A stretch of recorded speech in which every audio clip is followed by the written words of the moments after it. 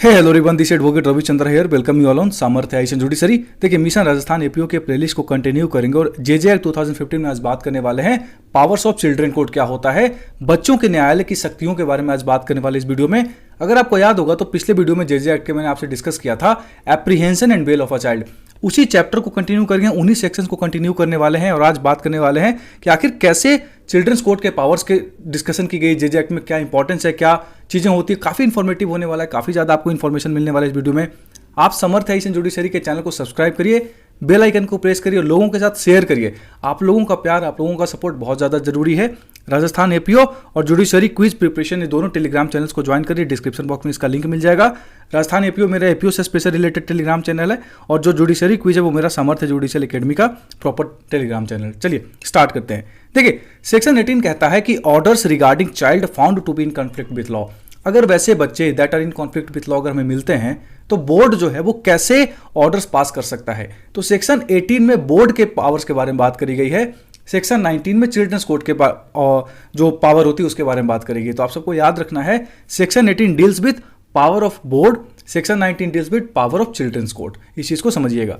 Section 18 कहता है कि जब भी बोर्ड सेटिस्फाई होता है इंक्वायरी के बाद, चाहे वो बच्चा कैसा भी ऑफेंस किया हो, पेटी ऑफेंस किया हो, हीनियस ऑफेंस किया हो, या 16 साल से कम हो या 16 साल से ज्यादा हो के हीनियस क्राइम किया हो, कुछ भी उसको लगता है, या प्रीलिमिनरी असेसमेंट सेक्शन 15 के अंदर कंप्लीट करने के बाद उसको लगता है कि भाई इसके ऊपर हमें किसी भी तरीके के क्या क्या जो बेसिकली हम इसके ऊपर एक्शंस ले सकते हैं, तो वो क्या कर सकता है, जो भी नेचर ऑफ ऑफेंस है उसको दिमाग में रखते हुए a specific need for supervision और intervention, circumstances as brought out in the social investigation report and past conduct of the child, क्या क्या पास कर सकता है बोर्ड, उस चीज को समझिए। कहता है कि बोर्ड अलाउ कर सकता है चाइल्ड को कि आप घर जाओ, एडवाइस और admonition by following appropriate inquiry and counselling to such child and to his parents और guardians, direct the child to participate in group counselling and similar activity, order the child to perform community service under the supervision of an organisation institution, या फिर कि आप इतना fine दीजिए उसके बच्चे को कह सकता है या फिर जो गार्जियन है उसको कह सकता है। प्रोवाइजो कहता है कि अगर बच्चा वर्किंग है तो मैं देखेंगे कि कहीं पे भी लेबर लॉ के प्रोविजंस का वायलेशन नहीं हुआ है। तो सेक्शन 18 के सबसेक्शन 1 में जो बातें कह रखी है मेंस के पर्सपेक्टिव से ज्यादा इंपॉर्टेंट है। प्री में नहीं पूछेंगे, प्री में सिर्फ इतना पूछेंगे किस पर्टिकुलर सेक्शन में जो पावर ऑफ बोर्ड है उसके बारे में बात करी गई। तो आपका आंसर क्या होगा, section 18। Power of children's court के बारे में सेक्शन 19। लेकिन मेंस के पर्सपेक्टिव से इंपॉर्टेंट है कि आखिर क्या क्या पावर है बोर्ड के पास जो पास कर सकता है जब भी बच्चे को फाइंड आउट करता है कि वो कॉन्फ्लिक्ट विथ लॉ है। ठीक है, आगे देखिए और क्या कर सकते हैं कि वो रिलीज कर सकता है प्रोबेशन ऑफ गुड कंडक्ट के ऊपर एंड ऑल्सो प्लेस कर सकता है किसी भी केयर के अंदर, किसी बच्चे को किसी पेरेंट्स के केयर के अंदर, किसी गार्जियन के अंदर, और उसको कह सकता है कि कम से कम 3 साल तक के लिए, मतलब बेसिकली क्या कह रहा है, किसी भी गार्जियन और fit person executing a bond with और without surety as the board में require for the good behaviour and child's wellbeing for any period not exceeding 3 years। 3 साल तक के लिए उसको कहीं पे भी प्लेस कर सकते हैं। ऐसी बातें सेक्शन 18 में कही गई। आगे कहता है कि उसको रिलीज भी कर सकते हैं probation of good conduct and placed under the care and supervision of any fit facility for ensuring the good behaviour and child's wellbeing for any period not exceeding 3 years। 3 साल तक के लिए हम उसको किसी फैसिलिटी के अंदर, क्या नाम है, किसी सुपरविजन के अंदर, किसी फिट फैसिलिटी के अंदर भी रख सकते हैं। ये बातें आपसे पूछी जा सकती है कि कितने साल तक के लिए, तो आंसर क्या होगा, 3 साल तक के लिए। आगे देखिए कि वो डायरेक्ट कर सकता है चाइल्ड को कि एक स्पेशल होम में भेजो for such period not exceeding 3 years as it thinks fit. As it thinks fit किसके बारे में बात करी गई है, बोर्ड के बारे में बात करी गई है। For providing reformative services including education, skill development, counselling, behaviour modification therapy and psychiatric support during the period of stay in the special home. Special home में जितने समय के लिए आप रहोगे वहां पे एजुकेशन, स्किल, इन सब की व्यवस्था की जाएगी 3 साल तक के लिए। ठीक है, प्रोवाइजो कहता है that if the conduct and behavior of the child has been such that it would not be in child's interest or in the interest of other children housed in a special home, the board may send such children to the place of safety। It's very important। किस section में कही गई है, किसके proviso में कह रखा है कि अगर लगता है बोर्ड को कि जो बच्चा, अगर हम उसको किसी भी चिल्ड्रन होम में भेज रहे हैं वहां पे वो अच्छे से नहीं रह सकता है, दूसरे बच्चों को खतरा है, तो उसको एक प्लेस ऑफ सेफ्टी में भेजा जा सकता है। ये दोनों अलग चीजें हैं। प्लेस ऑफ सेफ्टी अलग चीज है और चिल्ड्रंस होम अलग चीजें हैं।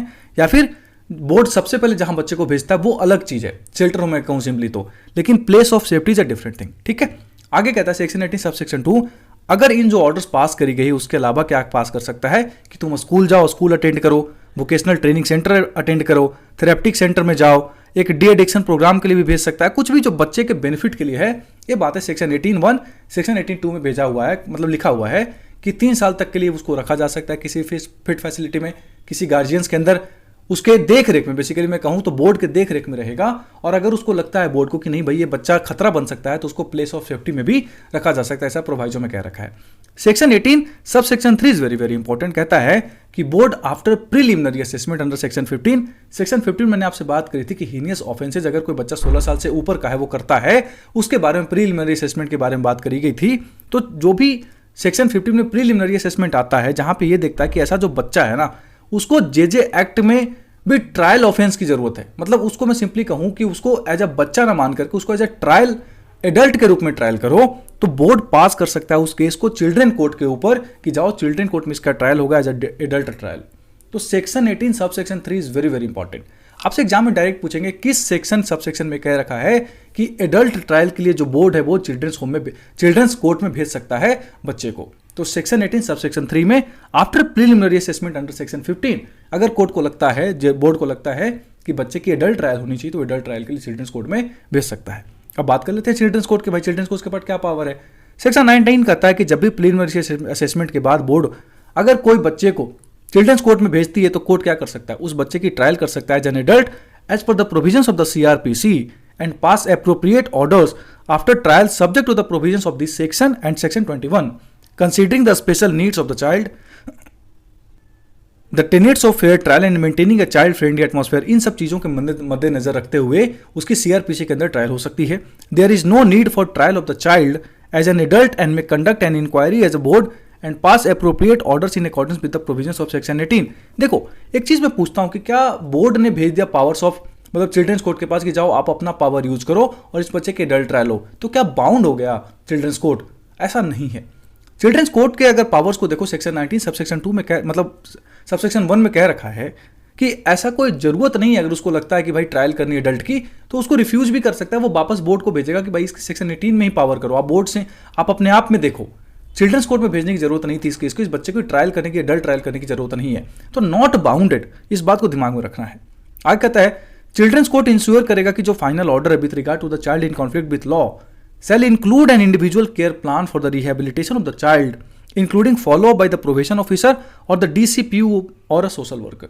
भाई कोर्ट को लगता है चिल्ड्रंस कोर्ट को कि इसके रिहेबिलिटेशन के लिए एक रिपोर्ट बनाने की जरूरत है, तो वो बना सकता है। पूरा फॉलोअप की ठीक है, इसके बाद इसके ऊपर ये सारी बातें होंगी किस तरीके से इस बच्चे को रिहेबिलिटेट करके मेन स्ट्रीम सोसाइटी में ऐड किया जाए। The children's court shall ensure that the child who is found to be in conflict with law is sent to a place of safety till he attains the age of 21 years and thereafter the person shall be transferred to a jail। 21 साल तक के लिए अगर बच्चा है, मान लो 16 साल से ऊपर है, तो उसको 21 साल तक के लिए आप कहां भेज दो? प्लेस ऑफ सेफ्टी में। उसके बाद उसको कहां भेज दो? जेल में। लेकिन एडल्ट ट्रायल होगा तभी। डायरेक्ट अगर किसी बच्चे का एडल्ट ट्रायल नहीं हो रहा तो बोर्ड उसको देखेगी। बोर्ड के पास कहीं भी पावर, मैंने आपसे बताया कि उसको जेल भेज सकती है सेक्शन 18 में, नहीं बताया। सेक्शन 19 कहता है कि अगर एडल्ट ट्रायल किया आपने, अगर एडल्ट ट्रायल करने के बाद आपको लगता है कि इस बच्चे को जेल में ट्रांसफर करना है, तो 21 साल तक तो वैसे भी आप उसको जेल नहीं भेज सकते। 21 साल तक के लिए बच्चों को तो आप प्लेस ऑफ सेफ्टी में भेजोगे, देन आफ्टर उसको रिमेनिंग टर्म्स के लिए कहां भेजोगे? जेल में भेजोगे। प्रोवाइजो कहता है कि जो रिफॉर्मेटिव सर्विसेज हैं उन सब चीजों का प्लेस ऑफ सेफ्टी में आपको ध्यान रखना है। आगे children's court shall ensure that there is a periodic follow up report every year by the probation officer और द DCPU और a social worker as required to evaluate the progress of the child in the place of safety and to ensure that there is no ill treatment to the child for any form. Simply ये बातें कह रखी जो मैंने आपसे बताया, जो important है उसके ऊपर मैंने फोकस कर दिया आपसे।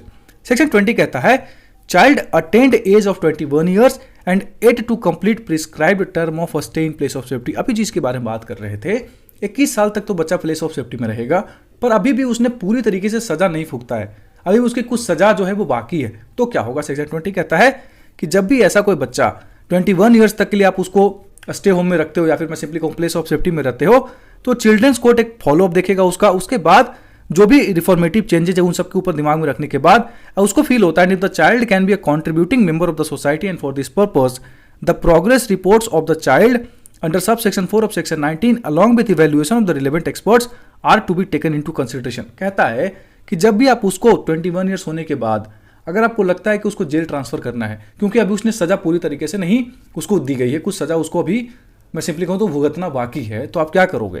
भाई डायरेक्ट नहीं भेज दोगे ना।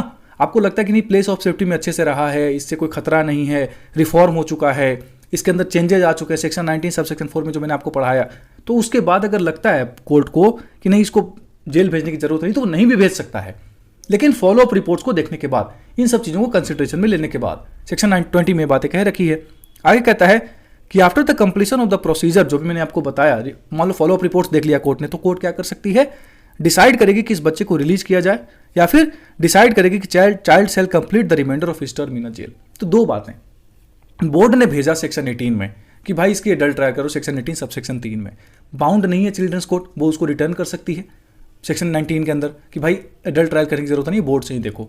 मान लो बोर्ड मतलब चिल्ड्रंस कोर्ट ने देख लिया कि नहीं इसके एडल्ट ट्रायल कर दिया, कर भी दिया एडल्ट ट्रायल्स, सजा हो गई, लेकिन 21 साल तक तो आप उसको वैसे भी जेल नहीं भेज सकते।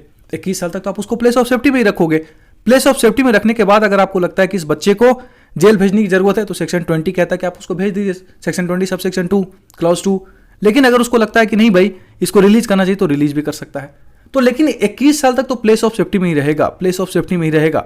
21 साल के बाद चीजें बदलती हैं। वो फॉलो अप रिपोर्ट सेक्शन 19 सब सेक्शन 4 में जो मैंने आपको पढ़ाया था अभी, कि probation officer follow up report देगी कोर्ट को कि सर उसके अंदर चेंजेस आ रहे हैं, अच्छा बच्चा हो गया है अब, तो उसको जेल भेजने की जरूरत नहीं, तो नहीं भी भेजा जा सकता है। ये बातें कह रखी है। प्रोवाइजो कहता है कि हर स्टेट गवर्नमेंट एक लिस्ट मेंटेन करेगी ऐसे अथॉरिटीज का जो ये सारी चीजों को मॉनिटर करेगा।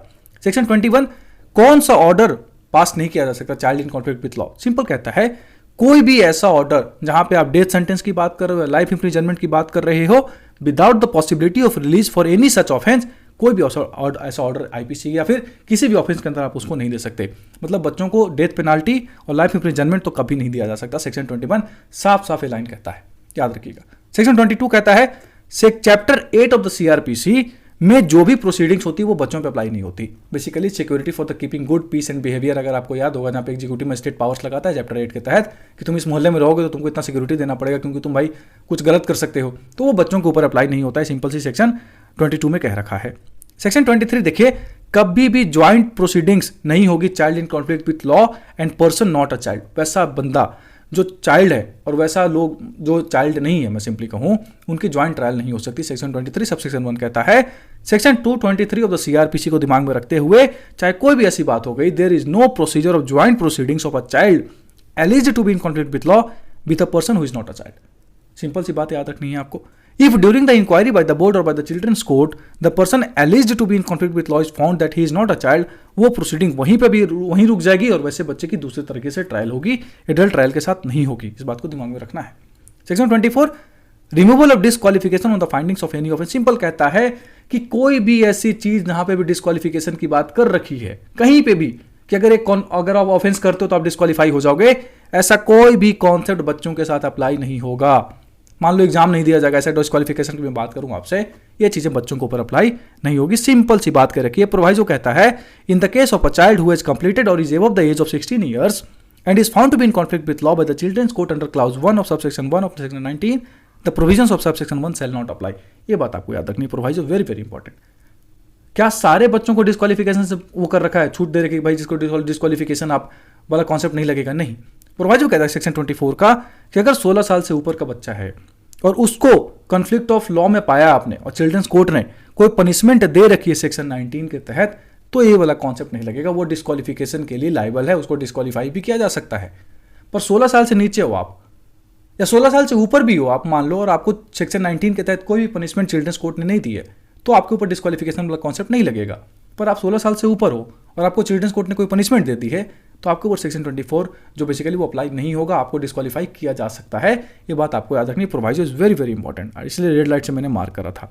आगे देख लो, the board shall make an order directing the police और the children's court to its own registry that the relevant records of such convictions shall be destroyed after the expiry of the period of appeal or as the case may be a reasonable period as may be prescribed. Proviso कहता है in the case of heinous offense where the child is found to be in conflict with law under the clause 1 of subsection 1 of section 19, the relevant records of conviction of child shall be retained by the children's court.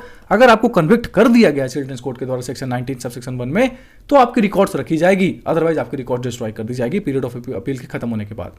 Section 26 end देख लीजिए, provision with respect of run away child in conflict with law. आपके लिए important क्या है, किस section में कह रखी है run away child in conflict with law के बारे में डिस्कशन कर रखा है, तो सेक्शन 26। वैसा बच्चा जो कॉन्फ्लिक्ट विथ लॉ था और वो भाग गया मान लो शेल्टर होम से, तो रन अवे चाइल्ड हो गया ना इन कॉन्फ्लिक्ट विथ लॉ, उसके ऊपर सेक्शन 26 अप्लाई होगा। उसमें जो इंपॉर्टेंट है वो मैं आपको बता देता हूं। अगर उस बच्चे को कहीं आप पकड़ लेते हो, मान लो भाग गया शेल्टर होम से, प्लेस ऑफ सेफ्टी से, तो सेक्शन 26 अप्लाई हो जाएगा, रन अवे चाइल्ड हो गया। लेकिन इसमें एक और बात कह रही है कि उसको आपने कहीं पकड़ लिया, तो सेक्शन 26 सब सेक्शन 4 कहता है, जो इंपॉर्टेंट है वही मैं बता रहा हूँ, कोई भी एडिशनल प्रोसीडिंग उसके ऊपर चालू करने की जरूरत नहीं है। उसको वापस पकड़िए, प्लेस ऑफ सेफ्टी में ले आइए, सिंपल सी चीज़ है। उसके ऊपर कोई इसको भागने की कोई सजा नहीं कर रखी है सेक्शन 26 के अंदर। ये बातें थी, आगे बात करेंगे कुछ और इंपॉर्टेंट सेक्शंस के ऊपर। Thanks for watching, keep loving, thanks a lot. Samarth Asian judiciary को सब्सक्राइब करिए, चैनल के साथ जुड़िए, पिन कमेंट को चेक करिए, डिस्क्रिप्शन को चेक करिए। Thank you so very much.